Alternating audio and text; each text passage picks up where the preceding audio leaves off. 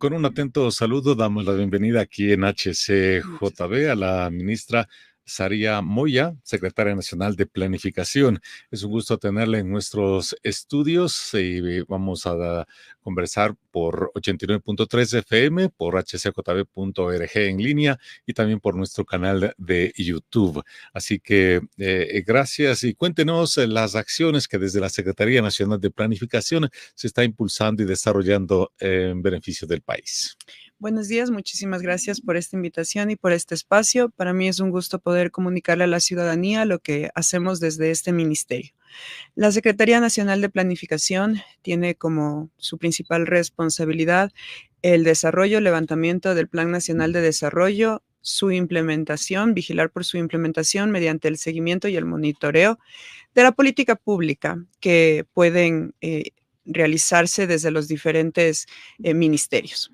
En este sentido, tenemos delimitados 5 ejes de trabajo. El primero es del eje social, el segundo es del eje económico-productivo, el eje de infraestructura, energía y medio ambiente, el eje institucional y el eje de gestión de riesgos. Estos 5 ejes tienen identificados los actores que tienen que implementarlos. Y estos actores que los tienen que implementar son los gabinetes sectoriales.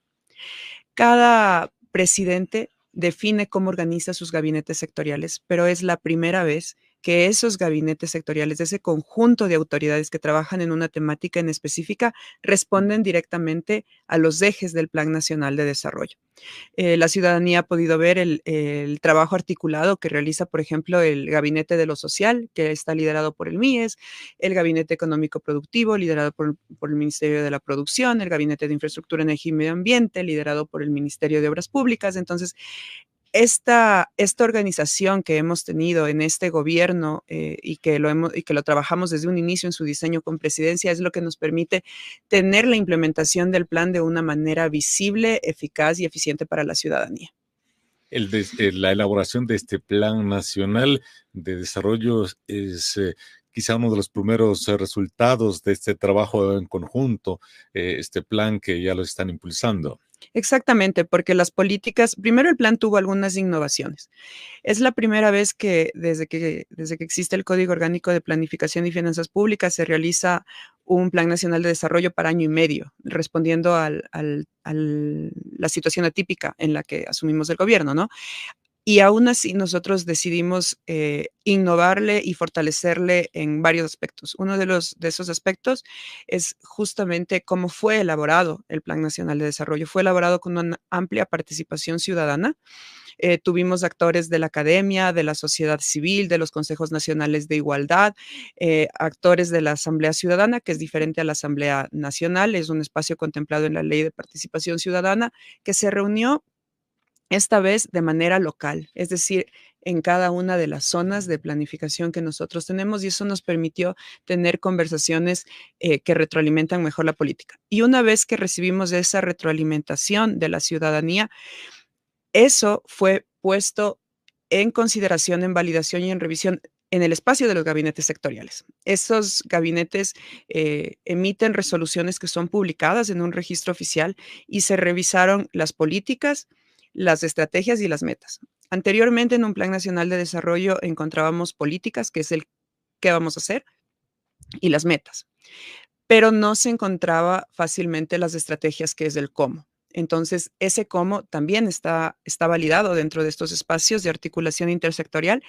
y el quién, que es justamente el gabinete que lo va a impulsar. Todos estos ejes dentro del plan contemplan o apuntan a los Objetivos de Desarrollo Sostenible, los ODS de 2030. ¿Cómo se fue articulando y si podríamos destacar algo de este gran objetivo que son los ODS? Claro que sí. Nosotros como Ecuador, como país, formamos parte de las Naciones Unidas. Al formar parte de las Naciones Unidas, nosotros en 2015 nos comprometemos a implementar los Objetivos de Desarrollo Sostenible. Y aunque siempre se han hecho ejercicios de alineación, es la primera vez, otra de las innovaciones importantes, es que es la primera vez que una vez que contamos con esta validación de políticas y estrategias de la ciudadanía, de las autoridades, nosotros hicimos talleres de revisión con las agencias del sistema de Naciones Unidas para ir verificando esa alineación y para que ellos también nos retroalimenten dentro de toda la experticia que cada agencia pueda tener. Entonces, primero ellos tuvieron un tiempo para revisar el documento cada agencia y luego tuvimos un taller participativo en el cual estuvieron los coordinadores de planificación, los departamentos de estadística e informática de los diferentes ministerios y el personal técnico del sistema de Naciones Unidas, precisamente para fortalecer aún más el instrumento. El instrumento tiene un 94.4% de alineación a los objetivos de desarrollo sostenible y el Ecuador no había presentado examen nacional voluntario. ¿Por qué es voluntario? Existe un espacio de seguimiento dentro de las Naciones Unidas en el cual cada país puede voluntariamente presentar un examen de cómo va el avance dentro de la implementación de la Agenda 2030. Es recomendable que se lo haga cada 2 años. La última vez que el Ecuador hizo este ejercicio fue en el 2020, entonces durante 4 años no se había hecho este seguimiento. Dado que estábamos levantando el Plan Nacional de Desarrollo, teníamos también el reto, la meta de levantar el examen nacional voluntario. En este periodo, en este año, las Naciones Unidas había identificado 5 ODS para su evaluación. Nosotros hicimos de los 17. De los 17 ODS presentamos información estadística, cualitativa, cuantitativa, y esto fue ampliamente felicitado en este espacio internacional. De esos 17, ¿podríamos conocer unos 2, por ejemplo? Claro que sí. Nosotros tuvimos en la exposición como tal, el documento tiene información de los 17 ODS, pero expusimos de los 5 que estaban priorizados.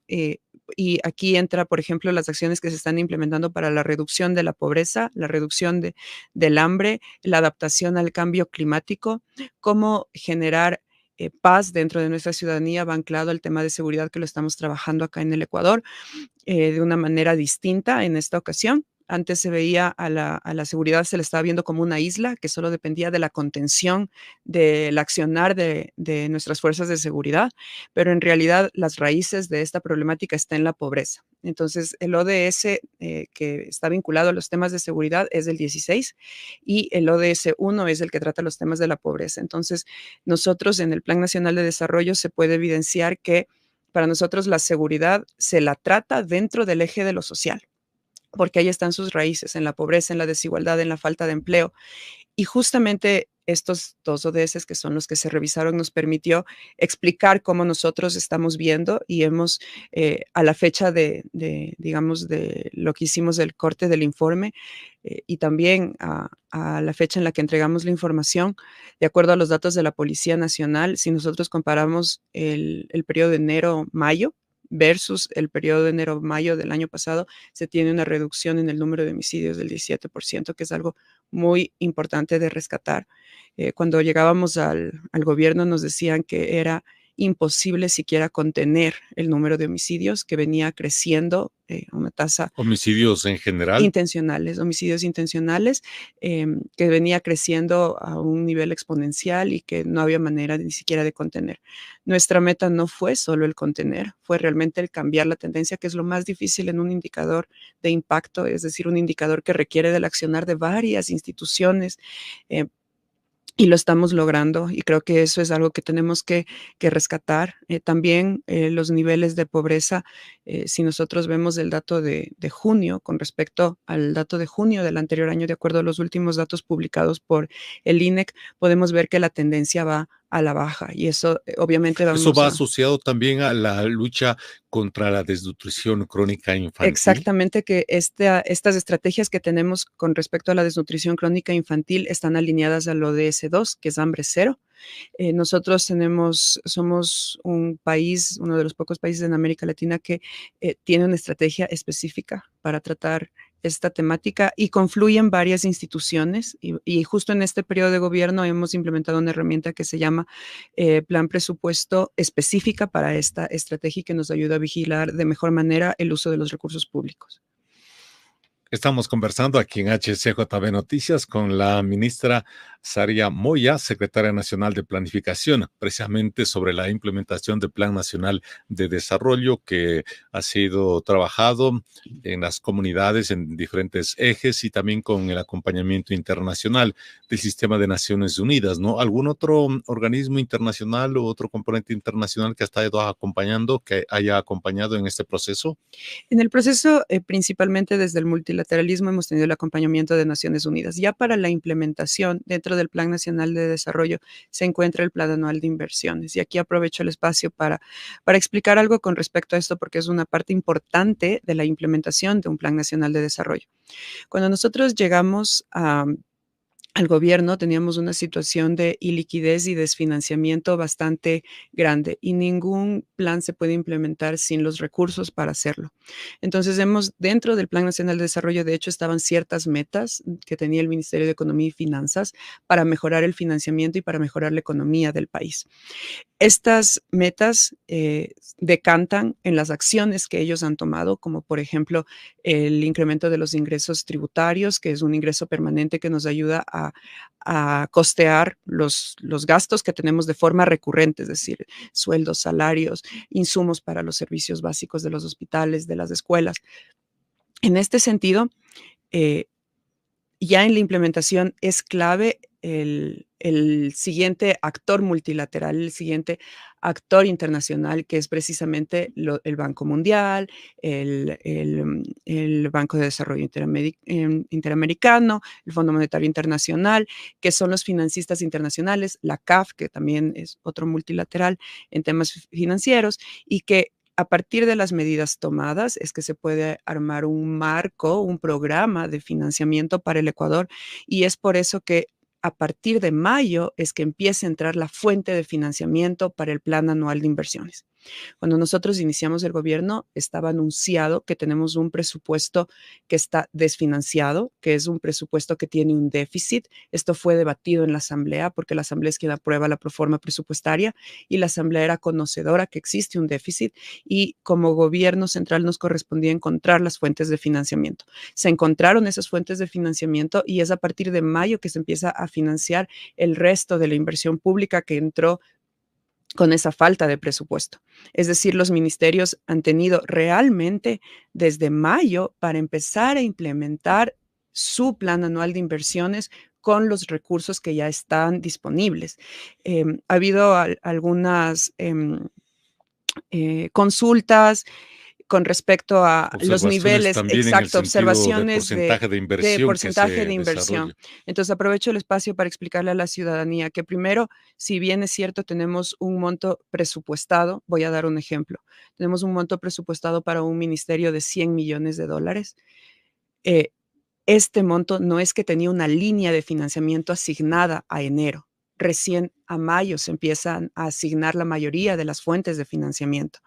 Es decir, tienen desde abril, mayo para ejecutar. Lamentablemente, por la falta de financiamiento, hubieron 4 meses en los cuales se dio prioridad ¿a qué? Al gasto permanente, no a la inversión, al gasto permanente que es sueldos, salarios, el 90% de nuestra nómina está en médicos, en profesores, en policías, en militares. Entonces, esas cosas hay que saberlas explicar a la ciudadanía para que ellos estén tranquilos de que este gobierno está haciendo todo lo que está en sus manos por ejecutar. Y hay otra cosa también.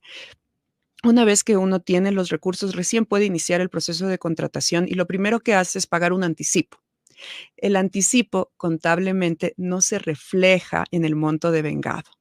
Entonces, siguiendo en el ejemplo, si es que esta institución tenía solo 50 millones, y estoy hablando en este caso del SNAI, tenía 50 millones con fuente de financiamiento, es decir, eran los 50 los que se podía gastar, y da un anticipo para fortalecer el sistema de rehabilitación social de 20 millones, realmente su ejecución real, ¿cuánto es? 20 dividido para los 50 que tenía disponible, es decir, un 40%. Lamentablemente el anticipo no se ve reflejado en las cuentas. Entonces, toda esta información, cada ministro del ramo en los espacios que tenga va a empezar a explicar a la ciudadanía y decirle que no es que tenían 100 millones guardados y que no han destinado a Usado, la si obra cabe. pública, sino que sí han llegado a los proveedores, las obras se están construyendo, las otras obras que encontramos paralizadas las estamos rescatando y entregando a la ciudadanía. Es la ministra Saria Moya, secretaria nacional de Planificación. Sobre todo, destacar estos dos puntos, ¿no? Hasta mayo no estaba debidamente financiado el presupuesto y desde mayo las diferentes organizaciones, más bien secretarías, ministerios, organizaciones públicas, entidades públicas, no podían hacer uso de este recurso y por Exacto. eso quizás se refleja que incluido el Ministerio de Defensa, han podido al momento implementar muy poco del presupuesto, inclusive, como usted menciona, algo que ya se pudo haber anticipado, no se refleja al momento en lo que sería la Exacto, inversión porque ellos pública. también han dado ya anticipos, Estos dos exactamente. argumentos serían los claves en cuanto al que no se refleja al momento la inversión pública, porque lo que se dice es son 6 meses ya, primer semestre, inclusive ya está terminando este séptimo mes y la inversión pública es muy baja, es lo que se está mencionando Ujú. por todo lado. Y es precisamente porque necesitamos este tipo de aclaraciones, ¿no? Si nosotros consideramos ya los anticipos que se han entregado, la ejecución es del alrededor del 30%. Y si consideramos que los recursos a los ministros les llegaron realmente en su mayoría en mayo, tenemos prácticamente 2 meses de ejecución con 30% de inversión. Entonces, sí lo habíamos estado diciendo durante los primeros 4 meses, mientras estábamos tomando las decisiones difíciles que nos tocó tomar, que no hay liquidez, que estamos dando prioridad a los gastos que nos garantizan la provisión del servicio público in situ, lo estábamos anunciando, y eso lógicamente significaba que teníamos que esperar un poco más para la obra. Lo que hicimos en el primer semestre fue con los pocos recursos que teníamos para inversión, fuimos muy estratégicos en qué obras las íbamos a utilizar para poderlas entregar a la ciudadanía. Nosotros hemos entregado entre obras pequeñas, medianas y muy grandes alrededor de 50 obras. 21 de estas obras de los primeros 5 meses se encuentran en el sector educativo, escuelas rurales que eran muy necesarias porque si no los niños no tienen acceso a la educación y que se podían fortalecer en ese sentido para que tengan acceso al momento del inicio de las clases. Entonces, ese era un tema estratégico. Y tenemos también obras grandes, como por ejemplo la VC, que es la Unidad de Vigilancia Comunitaria en Esmeraldas, es la primera unidad de vigilancia comunitaria que tenemos en Esmeraldas, es una inversión que hace posible que centralicemos muchos de los servicios de la seguridad ciudadana. Esa obra, para que tengamos una idea, tiene una magnitud como la VC que se encuentra aquí en la Occidental, que es bastante grande. Entonces, es solo como un ejemplo de las cosas que nosotros hemos estado realizando. El hecho de tal vez no tener al inicio todos los recursos líquidos que hubiéramos querido no ha significado que no entreguemos obra pública a la ciudadanía, porque sí se puede hacer siendo muy estratégicos, como digo, con la cadena de pagos y en eso hemos tenido una coordinación constante con el Ministerio de Finanzas. Una vez ya totalmente implementado este Plan Nacional de Desarrollo con el financiamiento, el presupuesto debidamente financiado, se evidenciará una mejor ejecución de ese presupuesto y se evidenciará en la obra pública, en donde podría ser más visible los primeros días siguientes para poder tomar en cuenta. Precisamente en el sector de los sociales, donde tenemos nuestras prioridades, acordémonos que el sector social para nosotros implica también las obras de seguridad. Entonces, estamos entregando unidades de policía comunitaria, unidades de vigilancia comunitaria, que son las más grandes. Estamos entregando en esta semana ya 2 en Tungurahua. Tenemos una planificación de alrededor de 15 a lo largo del año. También tenemos inversión en educación. Esta semana acabamos de entregar una unidad educativa en Manabí, se llama Camposano, es muy grande, esta abarca 2.800 niños, entonces ya las estamos entregando. También ya tenemos, digamos, estamos a punto de ya entregar el dictamen de prioridad para la E15, entonces ya tenemos varias obras que se están entregando. Se está construyendo el Centro de Rehabilitación Social en Santa Elena, y lo que vamos a encontrar a partir de este semestre es también la entrega del equipamiento producto de los anticipos, que aunque no se refleje en las cuentas contables, ya empiezan a llegar, por ejemplo, helicópteros para el Ministerio de Defensa, más equipamiento para la Policía Nacional. Entonces, esto se va Hay a en ver a lo diferentes largo. áreas Sí, esos por anticipos. ejemplo, exacto. Tenemos también en el sector agrícola la entrega de riego tecnificado, la entrega de semillas, de kits. En el último trimestre tendremos entrega de tractores que son tan necesarios en este sector. Entonces, vamos a ir viendo en todos los ejes del Plan Nacional de Desarrollo la entrega de obra, de equipamiento o de insumos para potenciar la inversión en el sector productivo. Justamente dábamos hoy una noticia en el sentido de que la Corporación Eléctrica de Ecuador ha adjudicado el contrato para la construcción de un dique permeable para proteger las obras de captación de la hidroeléctrica Coca-Cola Sinclair. Un poco así se va reflejando esta ejecución del presupuesto, tal como nos está compartiendo la ministra Saría Moya, secretaria nacional de Planificación. ¿Qué otros componentes o elementos faltarían para ya la implementación plena de este plan? Bueno, en realidad el plan se está implementando de una manera coordinada, tiene una buena implementación. Los resultados los vamos a ver con los indicadores de impacto que tiene el Plan Nacional de Desarrollo, tiene 107 indicadores. Los indicadores de impacto, a diferencia de un indicador de gestión que se lo mide día a día, el indicador de impacto se lo mide al final del año. Entonces, las metas están planteadas para diciembre de 2024 y se empiezan a revisar conforme va saliendo la información del INEC, del Banco Central, de los diferentes entes que producen información estadística. Pero a partir de esa información, nosotros sí tenemos un seguimiento que hacemos de acuerdo al indicador. Una especie de monitoreo. Exacto, que hace la Secretaría Nacional de Planificación. Por ejemplo, en la tasa de homicidios intencional, la tasa se la mide anualmente. Se acumula el número de homicidios que se ha tenido y se le divide para el número de 100,000 habitantes y ese dato se lo tiene de forma anual. Sin embargo, el número de homicidios sí es algo que podemos ir vigilando incluso semana a semana en el bloque de seguridad.